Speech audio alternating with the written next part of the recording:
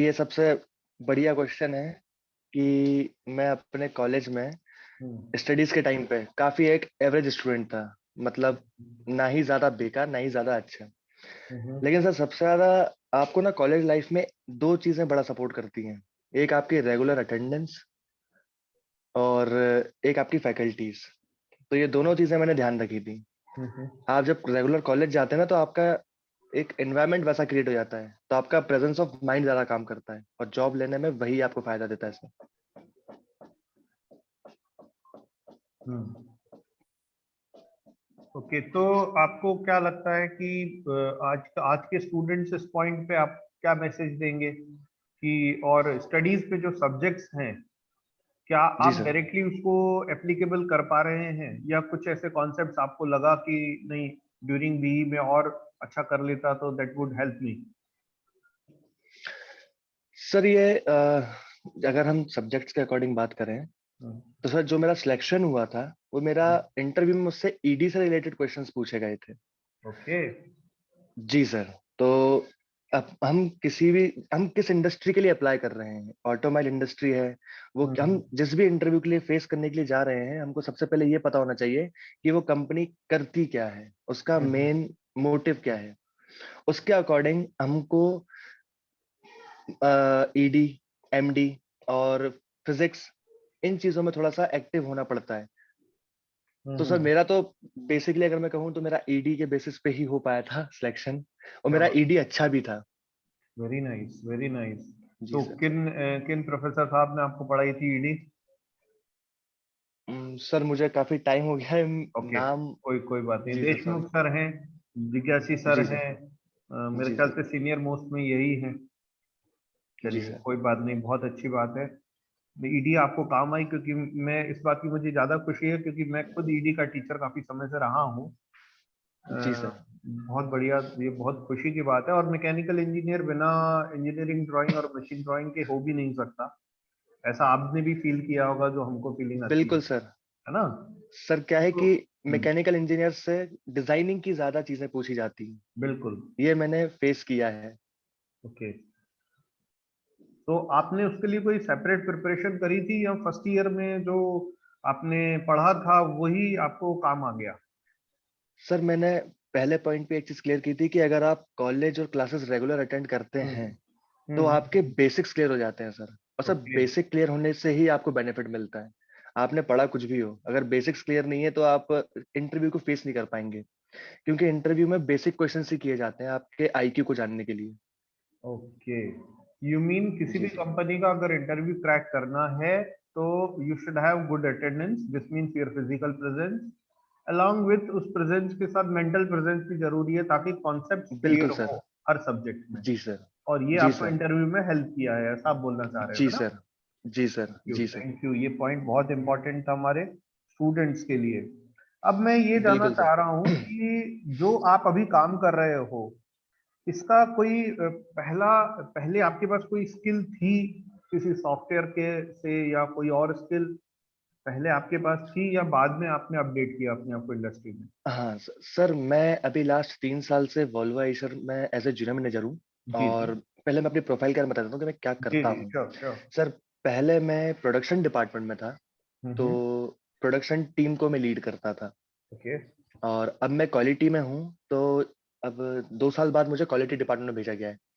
तो अब मैं भोपाल प्लांट की क्वालिटी लीड करता हूँ। Very nice. सर स्किल्स आपके काम के अकॉर्डिंग बढ़ती जाती हैं। मैं अभी ये नहीं कहूंगा कि अगर मैंने ऑटो कैड सीख लिया होता तो शायद मुझे बेनिफिट मिलता, क्योंकि वो मेरी अभी इस फील्ड में काम नहीं आ रहा होता। लेकिन हाँ सर, एक चीज है कि आपको एक ना एक कोई, या तो कोई लैंग्वेज या फिर आपको डिजाइनिंग सॉफ्टवेयर, ये सीखना चाहिए। ये आपको आगे हेल्प करता है प्रमोशंस और ग्रोथ में। तो आप एक ना एक सॉफ्टवेयर, मैकेनिकल इंजीनियरिंग का एक ना एक सॉफ्टवेयर आना चाहिए स्टूडेंट्स को, ऐसा आप रिकमेंड कर रहे हो, है ना? बिल्कुल सर, मतलब कि ओके। उनको बेसिक चीजें हमेशा पता होनी चाहिए, अगर उनसे कभी कोई बिल्कुल सवाल बिल्कुल। किया जाए हम्म। तो उनको उसका आंसर हो उनके पास। ओके, तो प्रोडक्शन टीम जब आप लीड करते थे तो आप क्या कराते थे और आपका रोल क्या होता था उसमें? सर हम एज ए जूनियर मैनेजर की पोस्ट वहाँ पे आयशर कंपनी में ऐसा है कि प्रोडक्शन लाइन जो है, हमारे अंडर 4 डिप्लोमा वाले पर्सन दिए जाते हैं, उनको हमें लीड करवा के, और 120 या 200 बंदों की लाइन होती है जो लाइन पे काम कर रहे होते हैं, तो उनको लीड करके उनसे प्रोडक्शन क्वांटिटी और क्वालिटी वाइज लेना होता है। कोई भी अगर क्वालिटी का इशू आ रहा है, पार्ट्स का आ रहा है, किसी भी टाइप के कोई इश्यूज आते हैं, तो उनको रिजॉल्व करवाना है। ओके। मतलब आपका पूरा काम सर, सिर्फ आप एक इंजीनियर हैं तो आपकी एक वही पहचान है कि आपको टीम से काम करवाना है। ठीक है। अब आप आपके जॉब रोल में क्या चेंज आया प्रोडक्शन से क्वालिटी में? अभी आप क्या कर रहे हो? सर मैं अभी क्वालिटी कर रहा हूँ, और सर जॉब रोल में ये चेंज आया है कि जब मैं प्रोडक्शन में था तो तब मैंने इतना टेक्निकली चीजों को जाना नहीं था।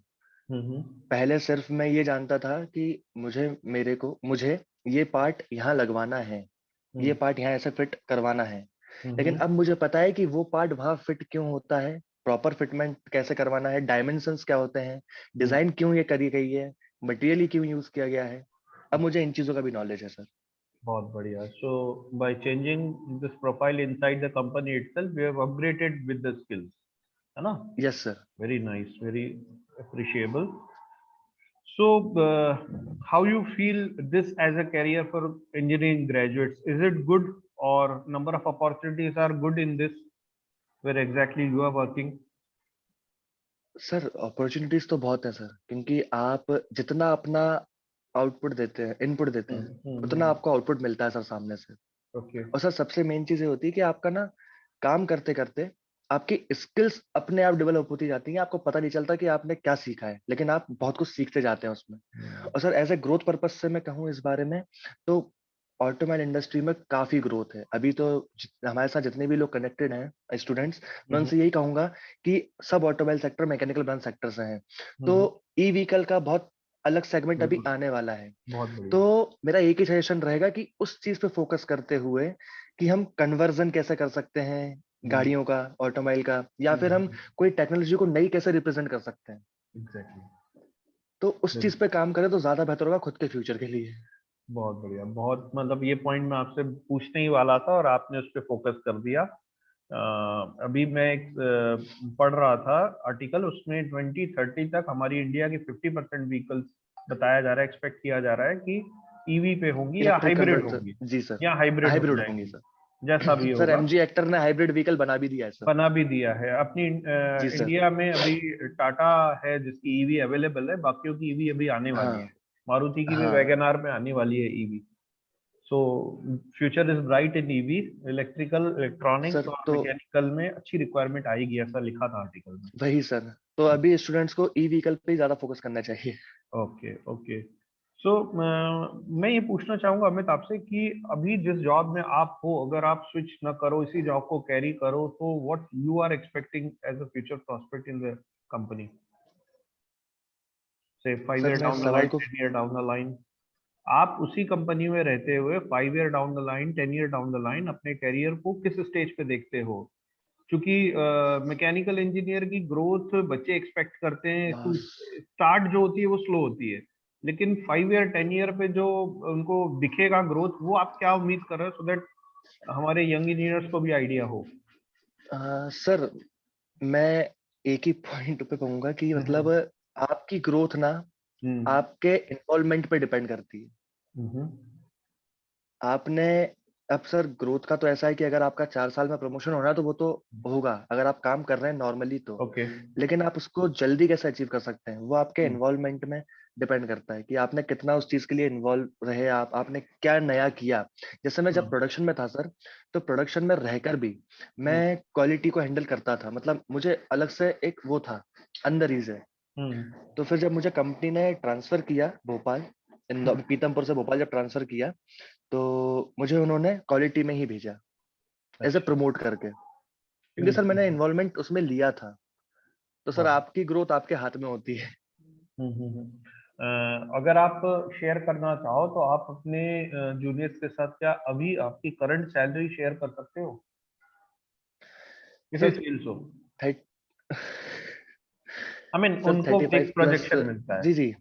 सर जी। क्या होता है कि ज्वाइनिंग जब मैंने ज्वाइन किया था हम्म। आज से 3 साल पहले, ओके। तब मेरे इन हैंड सैलरी आती थी 24 अप्रॉक्स।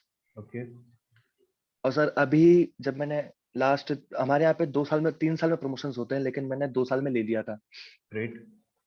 तो सर मेरी सैलरी में थोड़ा हाइक ज्यादा हो गया था, और कई रीजंस के कारण आज मेरा पैकेज जो है वो 4+ है। Very nice. वो शेयर आपका मेहनत है पूरी तरह से, और गॉड ब्लेसिंग्स आपके पेरेंट्स के और गॉड का ग्रेस है। 10 ईयर डाउन द लाइन आपकी कंपनी में आप अपने आप को किस पैकेज पे पाते हो? सर 10 साल में, हम्म। सर अभी मैंने उतना आगे का नहीं सोचा है। बस मैंने यही सोचा है कि मुझे अपने आप को अभी इम्प्रूव करते हुए मैं क्या अचीव कर सकता हूँ। 10 साल एक्सपीरियंस वाला अभी आपकी कंपनी में क्या रिसीव कर रहे होंगे? सर 10 साल पैकेज वाले एक्सपीरियंस जो वाला। कम एक्सपीरियंस वाले हैं वो 12 लाख 15 लाख के आसपास आज की खाते डेट हैं। में बिना जी स्विच सर, आज किए? की डेट में बिना नाइस। स्विच किए सर। Good one. तो एक एक जस्ट प्रोजेक्शन मिलता है, हमारे जो स्टूडेंट्स सुनते हैं कि अगर हम इस जी इंडस्ट्री में सर। हो तो आज की डेट में क्या होगा, हालांकि उनके आने तक this packages will be doubled या 3 times as compare to the current condition. Sir okay. नहीं सर, मैं एक चीज कहूंगा सर इसमें हाँ हाँ कि जी, हाँ। 8 से 10 साल वाले हमारे यहाँ ऐसे भी हैं जो हम्म। 5-7 लाख पे भी हैं, और कुछ ऐसे भी हैं जो सेम पोस्ट पे होने के बाद भी, मतलब दोनों डीएम हैं, लेकिन एक की सैलरी 12 लाख के आसपास है और एक की सैलरी 8 लाख 7 लाख के आसपास है। तो सर वही कि आप कितना इनिशिएट लेते हैं चीजों में, ये सब उस पर डिपेंड करता है। बिल्कुल बिल्कुल। The more you work the more you get, ऐसा। गेट। ये हमारे यस सर। एचओडी साहब की टैग लाइन है व्हाट्सएप पे। एनीवेज, फ्यूचर रेवेन्यूज इस कंपनी के साथ कैसे हैं और ओवरऑल मार्केट में कैसे हैं, अगर आपको मैं कंपेयर करने को कहूँ तो? Sir Eicher company commercial vehicles में काफी अच्छा ग्रो कर रही है, और सीएनजी में भी, और सर ई बसेस भी हमने लॉन्च कर दी हैं। हमारी इनकी टेस्टिंग चल रही। जी सर। तो इन सर इंडिया? आगे यस सर, इंडिया मुंबई में इनकी ट्रायल चल रही है ई बसेस की। और सर हमने ट्रक से सीएनजी में कन्वर्ट कर ही दिए हैं। क्या बात है। हाँ सर, तो सर ग्रोथ काफी कंपनी की बहुत अच्छी है। मैं तो जैसे देख क्या होता है सर कि आपको ग्रोथ मिलती जाती है, कंपनी से आपको ऑप्शंस आते जाते हैं। सर हम्म। मेरे पास भी टाटा से ऑप्शन आया था, हम्म। लेकिन कुछ रीजंस के कारण मैं वहां जा नहीं पाया, क्योंकि मुझे बाहर जाना पड़ता। तो मैं घर के पास रहना चाहता हूँ, ये मेरी चॉइस है। तो हाँ, अगर तो कोई इसलिए मैंने जाना, वो स्विच नहीं किया था। Okay, very nice, it's your circumstances. अगर कोई जी जाना सर। चाहे तो कंपेयर करेंगे तो which option is better for growth and everything? Sir मैं एक सजेशन और देना चाहूंगा, मेरा पर्सनल ओपिनियन है, हाँ ये हाँ। सबका इंडिविजुअल होता है, हो सकता है। ओके। सर आप जब पहली जॉब शुरू करते हैं ना, हाँ तो आपको एकदम से टाटा या आइशर नहीं जाना चाहिए। हाँ। हाँ। आपको एक 4th 5th कैटेगरी रैंक वाली जो कंपनी है उससे जॉब शुरू करनी चाहिए। उसका सर बेनिफिट ये होता है कि आपको बहुत कुछ ज्यादा सीखने को मिलता है। वाइड एंगल ऑफ लर्निंग मिलता है। जी सर, जी सर, जी सर। मैं समझ गया, क्योंकि बड़ी कंपनी में द स्कोप ऑफ वो work is limited. Limited sir. Exactly, I can understand, तो स्पेशलाइज्ड हो जाता है बहुत ज्यादा काम। जी सर, तो पहले एक हाँ सब वेंडर कंपनी में काम करके हाँ हाँ। फिर किसी कंपनी को टारगेट करना चाहिए। बिल्कुल बिल्कुल, इससे मैं आपके समझ अंदर पा रहा एक कॉन्फिडेंस भी बिल्ड हो जाता है और स्किल्स भी बढ़ जाती है। हूँ। हाँ, ये आपकी बात सही है, बट उस केसेस में जो वेंडर कंपनीज होंगी वो थोड़ा कम पे करती हैं, लेकिन लर्निंग जी जो सर। है दैट इज क्वाइट इम्पोर्टेंट। आगे पैसा तो मिल ही जाना है, कहीं नहीं जाना। सर सर लर्निंग सबसे ज्यादा इम्पोर्टेंट है। बिल्कुल, वो ईयर लॉन्ग काम आती है। बिल्कुल सर। और आप अपनी तरफ से क्या ऐड करना चाहेंगे, जो आप सीख रहे हैं आगे, जो भी आप बिल्कुल सर। ऐड करना सर चाहेंगे? मैं, एक सबसे बड़ा क्वेश्चन होता है स्टूडेंट्स का कि इंटरव्यू में क्या होता है, हाँ हाँ। हाँ, इंटरव्यू कैसे फेस करें, एग्जैक्टली। इंटरव्यू कैसे फेस करें। तो बिल्कुल। सर सबसे मेन चीज होती है कि आपके अंदर ना उस टाइम पे कॉन्फिडेंस होना चाहिए। हम्म। आपको अपनी पर्सनालिटी पे काम करना है, मतलब कि अगर आप 4 साल की ग्रेजुएशन कर रहे हैं, तो आपको अपनी उस 4 साल में पर्सनालिटी पे भी काम करना है सर। आप कैसे बोलते हैं, क्या बोलते हैं, आपको इंग्लिश आती है या नहीं आती है, या हिंदी आती है, सर ये मैटर करता है, लेकिन अगर आपका कॉन्फिडेंस है, आप में कॉन्फिडेंस है, तो फिर ये सारी चीजें मैटर नहीं करती हैं। क्योंकि कोई भी बंदा आपको हायर करने आएगा, तो वो आपका कॉन्फिडेंस देखेगा कि भाई ये मेरे काम के लिए सूटेबल है या नहीं, ये किसी भी चीज को हैंडल करने लायक है या नहीं, अगर मैं उसको टास्क देता हूँ, टारगेट देता हूँ, तो ये उसका लोड सह पाएगा या नहीं।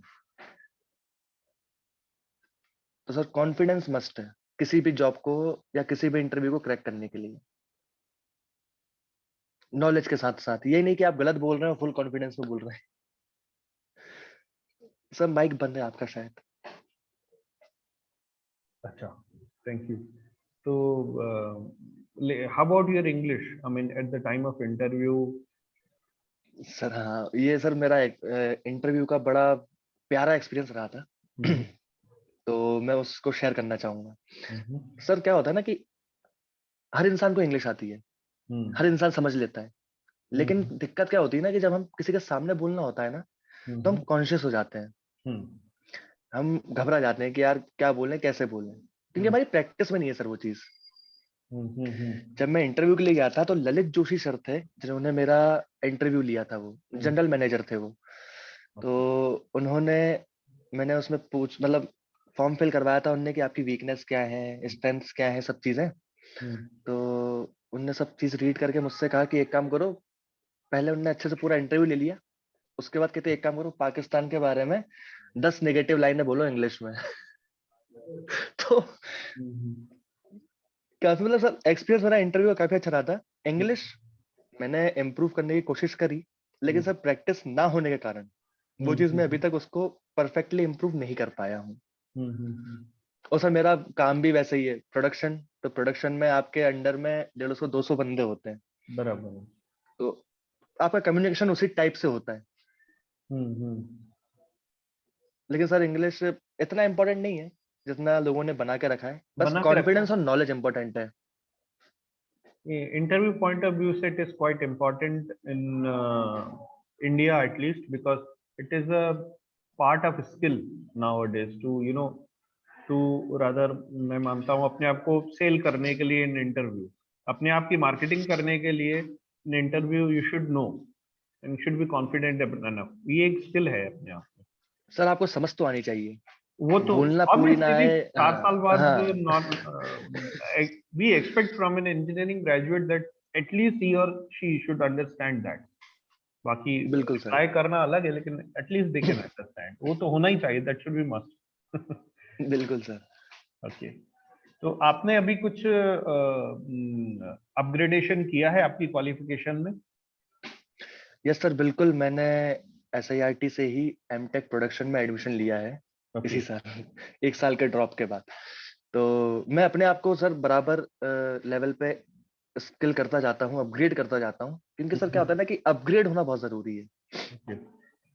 आप रुकिए मत कि यार अब ग्रेजुएशन हो गई, रुक जाते हैं। मैंने कहा एमटेक और करते हैं। तो आपने इंडस्ट्री में भी आपके कोई ना कोई सुपीरियर होंगे बिल्कुल सर। जो बड़े भाई की तरह आपके साथ हमेशा अटैच रहते होंगे, क्या आपने उनसे कुछ सजेशन लिया था whether I should go for MTech और नॉट, और एनी हायर क्वालिफिकेशन?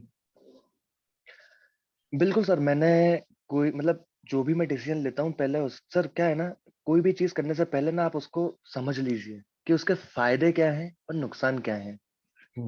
हर चीज का प्लस और माइनस होता है। तो मैंने जब इस बारे में जाना समझा, तो मुझे यही पता चला कि अगर मैं एमटेक कर लेता हूँ, तो मुझे इसका बेनिफिट ये है कि मेरे को आगे प्रमोशंस में इजी हो जाएगा। तो जो प्रमोशन मेरा 10 साल बाद होना होगा, वो 6 साल में हो जाएगा। ओके। तो आप कुछ भी अपग्रेड करते हैं तो आपको उसका बेनिफिट मिलता ही है। तो एमटेक का ये है कि एमटेक का बेनिफिट भी इंडस्ट्री में है, सर आपको है, पीजी का लेकिन मैं बेनिफिट उसको मिलेगा। एज ए एंट्री नहीं बोलूंगा सर मैं, हाँ, कि आप ड्यूरिंग दी। एमटेक करके जॉब ढूंढो। आप एमटेक करके जॉब ढूंढो, वो मैं नहीं कहूंगा। ओके। आप ग्रेजुएट हैं, आपने जॉब ज्वाइन कर लिया है, आपको 1-2 साल का एक्सपीरियंस हो गया है, आप उसके बाद अप्लाई करिए। ओके, सो दैट इज जी beneficial, you see. And what about जी जी जी एमबीए? जी सर। अगर एमबीए करते तो? सर मेरी फील्ड नहीं थी वो।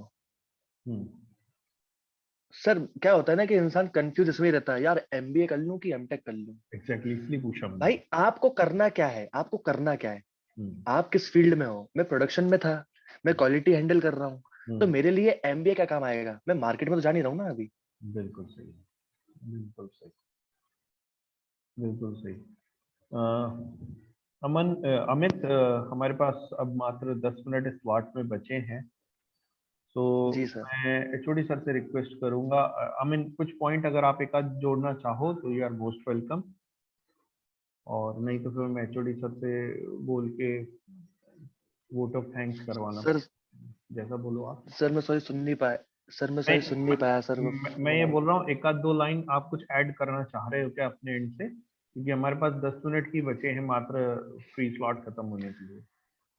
सर बस मैं एक ही चीज कहूंगा हम्म, कि मेरा एक्सपीरियंस कॉलेज लाइफ में हम्म, काफी अच्छा रहा है। हम्म, और मैं सबको यही कहूंगा कि क्लासेस रेगुलर अटेंड करें। क्या होता है कि जब आप क्लासेस में बैठते हैं तो आपका एक माइंड ओपन रहता है, आपको चीजें सुनाई दे रही होती हैं। हम्म, आपको लगता है कि आपने कुछ नहीं पढ़ा, लेकिन फिर भी जो फैकल्टी सामने से पढ़ा रहे होते हैं, आप कई बार कंसंट्रेट नहीं कर पाते 100%, लेकिन फिर भी आपको काफी चीजें आपके दिमाग में जा चुकी होती हैं। और हम्म, यही चीजें आपको आगे काम आती हैं। हम्म, तो उन चीजों पर फोकस करें। अटेंडेंस जो कहते हैं 85%, 85% उसको करें। क्योंकि वो सच में जरूरी होती है। ये चीज मैं अब जानता हूँ, ये चीज मुझे अब समझ आ रही है। जब मैं भी कॉलेज लाइफ में था तो मैं भी सोचता था कि बंक कर देता हूँ, ये कर देता हूँ।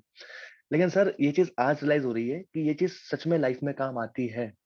बस जो यही, कॉन्सेप्ट्स होते हैं वो क्लास में बैठ के क्लियर होते हैं।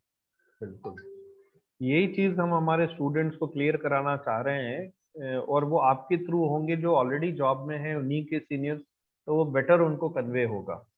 हम लोग बोलेंगे तो हम लोग टीचर्स नहीं नहीं का सर। कई बार सर स्टूडेंट्स लगता है जो, सर मे भी, ऐसा सर लगता मे है। भी इस, हाँ सर मैं भी इनकी जगह था एक वक्त पे, तो मुझे भी लगता था। लेकिन सर ये बात सच है कि क्लास में बैठना सबसे ज्यादा आपको फायदा देता है, पहली चीज। और आपका कॉन्फिडेंस भी बिल्ड होता है सर जब आप एक एनवायरनमेंट में होते हैं ना, आप चार लोगों से बात करते हैं, किसी एक से लड़ाई होती है, आपको जवाब देना आता है, आप बहुत कुछ सीखते हैं, आपको पता नहीं चलता उस वक्त में। सर इसलिए क्लासेस बहुत इंपॉर्टेंट होती हैं हर चीज के लिए।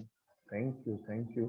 और आई थिंक ट्यूसडे को you are coming to college, कुछ प्लानिंग हो तो यस सर। डेफिनेटली आप बताना मुझे, मैं एचओडी सर से डिस्कस करूंगा उसके लिए। और सर बिल्कुल मैं, ट्यूसडे को अगर आप आओ तो 12 बजे तक या 11:30 तक आ जाना, सो दैट बिल्कुल सर। लाइव बच्चों के साथ अब आपको बात करने का मौका मिलेगा और फ्रूटफुल रहेगा काफी, बिल्कुल है सर, ना? 1-to-1 क्वेश्चंस भी वो हो जाएंगे वो ज्यादा जो अच्छा होंगे। रहेगा, हाँ। जी सर बिल्कुल बच्चे बिल्कुल। कुछ सीखेंगे हमारे। बिल्कुल सर, मैं वैसे ट्यूसडे आ रहा हूँ। बिल्कुल, कुछ बिल्कुल, काम भी है मुझे कॉलेज मोस्ट में। Welcome, okay most sir. Welcome. Nitin thank you sir, sir. HOD sir.